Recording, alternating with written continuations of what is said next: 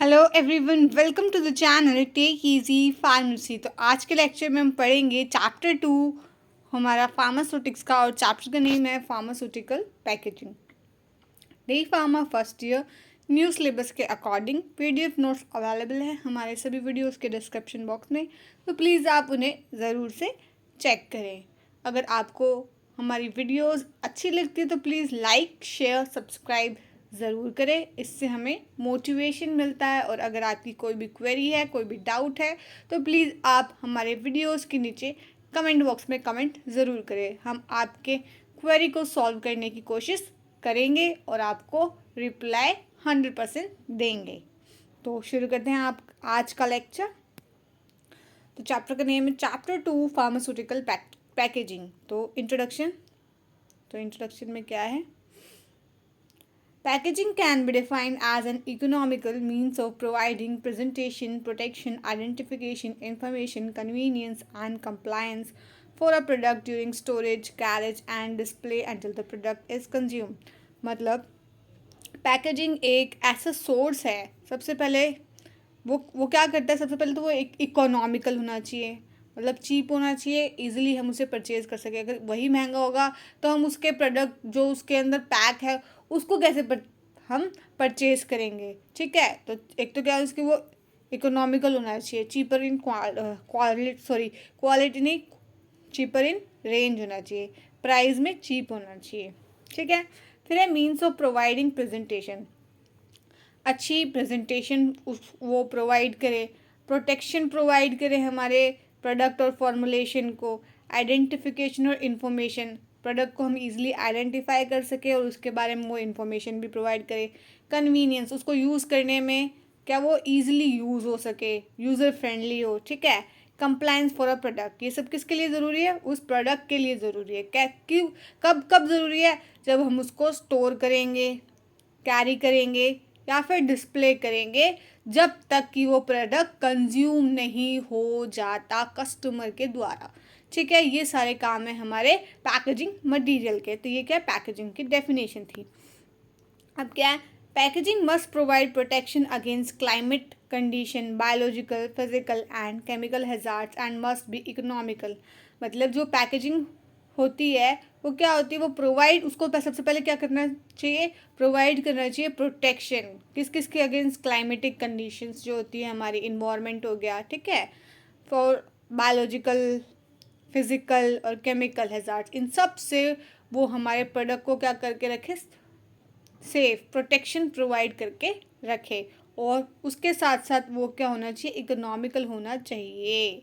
ठीक है, फिर क्या? The package must ensure adequate stability of the product through out the shelf life. और जो पैकेज है वो इंश्योर करे उसकी स्टेबिलिटी को, जब तक उसकी शेल्फ लाइफ है। मतलब एक मेडिसिन जो हम परचेज करते हैं उसकी कुछ शेल्फ लाइफ होती है, लिखा होता है मैन्युफैक्चरिंग डेट और एक्सपायरी डेट, उस पर पहले से रिटर्न होती है।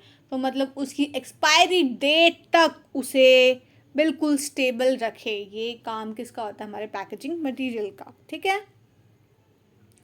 फिर हमारी ideal qualities of pharmaceutical packaging, मतलब ऐसे कौन सी क्वालिटीज़ है जो एक फार्मास्यूटिकल पैकेजिंग मटेरियल में होनी ही चाहिए? तो क्या क्या है? सबसे पहला है, it should not react with the content stored in it.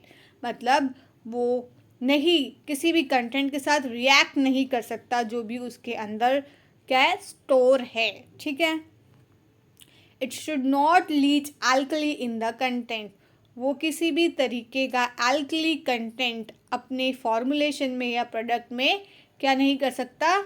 Leach नहीं कर सकता, मिक्स नहीं कर सकता। ठीक है, फिर क्या है? The container should not support mould growth, और जो कंटेनर जिसके अंदर वो स्टोर्ड है तो वो माउल्ड ग्रोथ या फिर किसी बैक्टीरिया की ग्रोथ, माइक्रो ऑर्गेनिज्म की ग्रोथ को सपोर्ट नहीं करना चाहिए, क्योंकि अगर वो सपोर्ट करेगा तो क्या होगी? हमारे फॉर्मुलेशन और प्रोडक्ट खराब हो जाएगा। फिर क्या है? The content of container should not be absorb by the container, मतलब जो भी हमारा कंटेंट है, जो भी कंटेनर में स्टोर्ड है, वो हमारे जिस कंटेनर में स्टोर्ड है वो कंटेनर उसको एब्जॉर्ब नहीं करना चाहिए। ठीक है, जो जैसे कि हमने कोई चीज़ स्टोर करके रखी किसी कंटेनर में और वो कंटेनर ही उसको एब्जॉर्ब कर रहा है, कंटेनर भी ख़राब, हमारी फॉर्मुलेशन भी ख़राब, प्रोडक्ट भी ख़राब, सब कुछ ख़राब, ठीक है। फिर इसके बाद में क्या है, the container must bear heat when it is to be sterilized. मतलब जो कंटेनर होना चाहिए वो हीट को बर्दाश्त कर सके, ताकि, क्योंकि जब हम उसे क्या करेंगे, स्टेरिलाइज करेंगे तब, क्योंकि जब स्टेरिलाइज क्यों करेंगे, माइक्रो ऑर्गेनिज्म की ग्रोथ को किल करने के लिए, ठीक है, तो वो हीट को बियर कर सके, ठीक है। Container and closure should be non toxic and non reactive. जो कंटेनर्स होते हैं और उनके ऊपर जो क्लोजर्स लगे होते हैं वो दोनों ही कैसे होने चाहिए, नॉन टॉक्सिक, मतलब उनका कोई साइड इफ़ेक्ट नहीं होना चाहिए, टॉक्सिसिटी ना हो, ठीक है, जहरीले ना हो, और रिएक्ट भी ना करे किसी अदर चीज़ के साथ, ठीक है। फिर है टाइप्स ऑफ पैकेजिंग। तो कितने प्रकार की पैकेजिंग होती है, 3 टाइप्स की पैकेजिंग हमें पढ़नी है। तो सबसे पहले है प्राइमरी पैकेजिंग। तो ये क्या होती है, these are those packaging which are in direct contact with the pharmaceutical product and formulation. मतलब ये ऐसी टाइप की पैकेजिंग होती है जो कि डायरेक्ट कॉन्टैक्ट में होती है हमारे फार्मास्यूटिकल प्रोडक्ट या फिर फॉर्मुलेशन के, ठीक है। The main aim of primary packaging is to protect product from environment, physical damage, chemical damage and other hazards. मतलब इसका जो मेन एम होता है इस पैकेजिंग का, वो होता है कि वो हमारे प्रोडक्ट को प्रोटेक्ट करे इन्वायरमेंट से, फिजिकल डैमेज से, केमिकल डैमेज से, और कुछ अदर हैजार्ड्स होते हैं उनसे वो प्रोटेक्ट करे, ठीक है। फिर हमारा सेकेंडरी पैकेजिंग। तो ये क्या होता है, the packaging external to primary packaging is known as secondary packaging. ऐसी तरीके की पैकेजिंग जो कि प्राइमरी पैकेजिंग के बाद की जाती है उसे हम कहते हैं सेकेंडरी पैकेजिंग, ठीक है। The packaging provide additional protection during warehousing and also provide information about drug product, example leaflets. मतलब ये ऐसी टाइप की पैकेजिंग है जो क्या करती है, एडिशनल प्रोटेक्शन प्रोवाइड करती है जब हम किसी भी हमारे फॉर्मुलेशन और प्रोडक्ट को क्या करते हैं, स्टोर करके रखते हैं, ठीक है। और ये उसके साथ साथ क्या प्रोवाइड करती है, इंफॉर्मेशन भी प्रोवाइड करती है एक ड्रग प्रोडक्ट के बारे में, एग्जाम्पल है यहाँ पे लीफलेट्स, ठीक है। फिर हमारा टर्शरी पैकेजिंग। ये क्या होता है, it is outer packaging of secondary packaging. ये सेकेंडरी पैकेजिंग के भी बाहर जो हमारी पैकेजिंग होती है वो होती है टर्शरी पैकेजिंग। और ये क्या करती है, prevent damage to the product. ये प्रिवेंट करता है हमारे प्रोडक्ट को कोई डैमेज ना हो। It is use for bulk handling and shipping. और ये हम यूज़ करते हैं जब हमें बहुत सारा बल्क में सामान को हैंडल करना हो या फिर शिप करना हो, ठीक है। एग्जाम्पल इसके बैरल और कंटेनर। तो यहाँ पे एक हमने डायग्राम लिया है। सबसे पहले देखो हमारे प्राइमरी पैकेजिंग में हमने कोई सामान इसके अंदर स्टोर किया, एक कैन है, इसके अंदर स्टोर कर लिया हमने, ठीक है। फिर उसके बाद में हमने इन कैंस को एक कार्टन में स्टोर किया, ठीक है। इस कार्टन में स्टोर किया तो क्या कर दिया हमने, सेकेंडरी पैकेजिंग कर दिया। फिर इसी कार्टन को हमने और बड़े बड़े बॉक्सेस में, इन बॉक्सेस में जैसे कि ये एक बॉक्स है, बड़ा बॉक्स लिया, उसमें हमने करीबन 10 बॉक्स रख लिए, तो ये क्या हो गया हमारा टर्शरी पैकेजिंग, ठीक है। ऐसे करके होता है।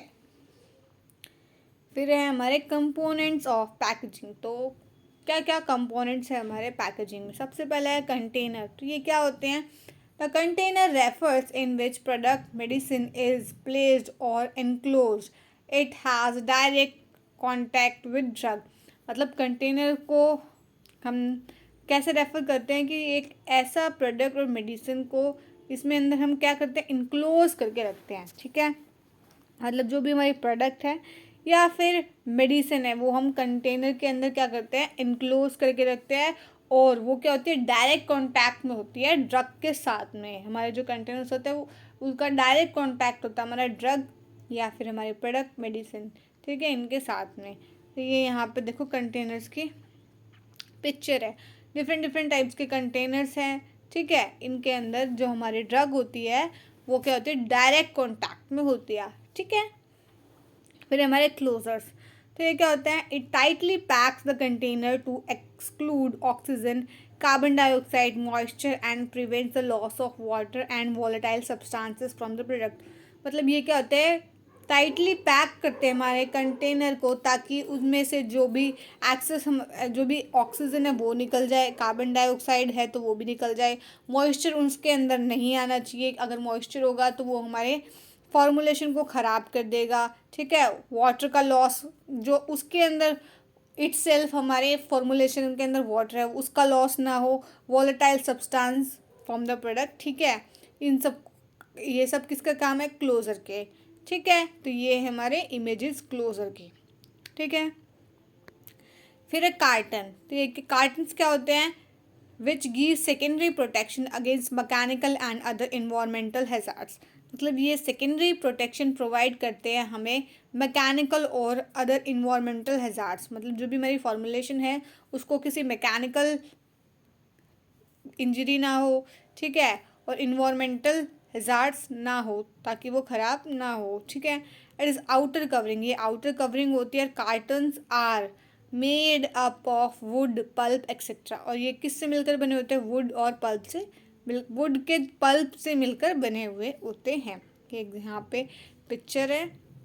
लास्ट है हमारा बॉक्स।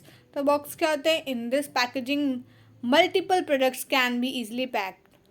इस टाइप की पैकेजिंग में हम बहुत सारे मल्टीपल प्रोडक्ट को ईजिली पैक कर सकते हैं। It provide primary defence against external hazard. ये हमें प्राइमरी डिफेंस प्रोवाइड करता है किसी भी एक्सटर्नल हैजार्ड से, ठीक है। The box are made up of thick cardboard and wood. जो बॉक्सेस होते हैं वो किससे मिलकर बने होते हैं? या फिर तो थिक कार्डबोर्ड से या फिर तो वुड से। ये यहाँ पे पिक्चर है, ठीक है। फिर हमारे टाइप्स ऑफ पैकेजिंग मटेरियल। तो हमारे कितने टाइप्स के पैकेजिंग मटेरियल हैं हमें जो पढ़ने हैं? तो वो है 4। सबसे पहला है हमारा ग्लास, फिर है हमारा मेटल, फिर उसके बाद में प्लास्टिक, एंड एट लास्ट हमें पढ़ना है रबर, ठीक है। तो आज हम करेंगे ग्लास के बारे में कवर, और नेक्स्ट लेक्चर में हम बाकी के बचे हुए 3 भी कवर कर लेंगे। तो सबसे पहले क्या लिखा है? Glass is economical, chemically inert, impermeable, strong, rigid, has FDA clearance and possesses superior protective qualities, thus it is used for packaging material। मतलब क्या है? जो हमारा ग्लास है वो सबसे पहले क्या इकोनॉमिकल है, हम उन्हें खरीद सकते हैं, ठीक है, हमारे बजट में है। फिर क्या है? केमिकली इनर्ट है, ये किसी और के साथ रिएक्ट नहीं करता। इम्परमिएबल है, ठीक है, इम्परमिएबल होता है, स्ट्रॉन्ग भी होता है, किसी और चीज़ को परमिट नहीं करता अपने अंदर आने और पास थ्रू करने में, ठीक है।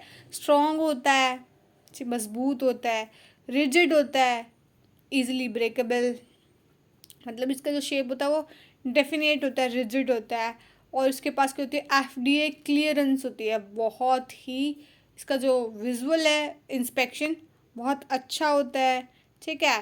पॉजेस सुपीरियर प्रोटेक्टिव क्वालिटीज़, और इसके पास में बहुत सारी सुपीरियर प्रोटेक्टिव, मतलब हमारे फॉर्मुलेशन को प्रोटेक्ट करने के लिए बहुत सारी सुपीरियर क्वालिटीज़ भी प्रेजेंट है, ठीक है। फिर क्या है? Glass container are available in various shape and sizes and it do not deprecated with time. मतलब जो हमारे ग्लास के कंटेनर्स होते हैं वो अवेलेबल होते हैं बहुत सारे शेप में भी और साइजेस में भी, और ये टाइम के साथ साथ ख़राब भी नहीं होते हैं, ठीक है। फिर कंपोजिशन। तो ये कैसे बनते हैं? तो glass is compose of sand. सबसे पहले इसके अंदर क्या होता है? सैंड, फिर होता है सोडा ऐश, फिर होते हैं लाइमस्टोन एंड कलेट, ठीक है। ये मेजर कंपोजिशन है। तो अब इसमें भी क्या क्या कंपोजिशन होता है, मतलब सैंड क्या होती है हमारी, सोडा ऐश क्या होता है, लाइमस्टोन्स क्या होता है, वो हम पढ़ेंगे, ठीक है। Sand is pure silica. जो हमारी सैंड होती है वो क्या होती है? प्योर सिलिका होती है। और जो हमारा सोडा ऐश होता है वो क्या होता है? या फिर तो सोडियम कार्बोनेट होगा। सोडियम क्या होता है? Sodium carbonate. और जो हमारे कलेट होते हैं वो क्या होते हैं? ब्रोकन ग्लास, जो भी ब्रोकन पीसेस होते हैं, ठीक है, हमारे ग्लास के, वो मिक्स किए जाते हैं उस बैच के साथ, और वो सर्व करते हैं एज अ फ्यूज़न एजेंट, ठीक है। उस ग्लास को जोड़ने में हेल्प करते हैं एंटायर मिक्सचर को, ठीक है। फिर क्या है? Glass composition varies and needs to be adjusted superficially for different purpose. जो ग्लास की जो कंपोजिशन होती है वो वैरी करती रहती है, और वो हमारे एडजस्टमेंट के अकॉर्डिंग कि हमें किस टाइप का क्या हमारा पर्पस है उसके अकॉर्डिंग हम उसे क्या करते हैं, फॉर्म करते हैं। ठीक है, फिर क्या है, टाइप्स ऑफ ग्लासेस। इम्पॉर्टेंट है ये टाइप्स ऑफ ग्लासेस, कई बार क्वेश्चन भी आता है।